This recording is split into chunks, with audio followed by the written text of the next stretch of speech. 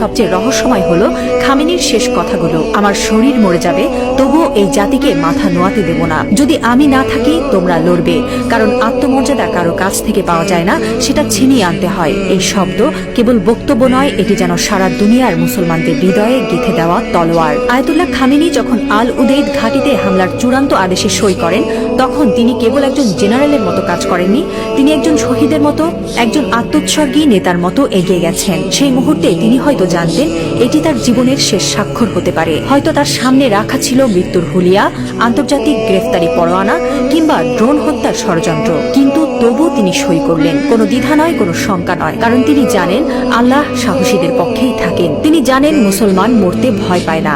যারা আল্লাহর পক্ষে থাকেন তারা জানে মৃত্যু মানেই পরাজয় নয়, বরং আত্মত্যাগী বিজয়ের শুরু। এই একজন মানুষ এখন আর কেবল ইরানের নেতা নন, তিনি হয়ে উঠছেন সারা বিশ্বের মুসলিম উম্মার প্রতীক। একজন বিশ্বাসী, একজন অটল মুজাহিদ, একজন সাহসী পিতার মতো তিনি বলছেন, আমি থাকি বা না থাকি তোমরা লড়বে। হ্যাঁ মুসলিম উম্মাহ, তোমরা মাথা নিচু করো না। লা ইলাহা ইল্লাল্লাহ, আল্লাহ ছাড়া আর কোনো ইলাহ নেই।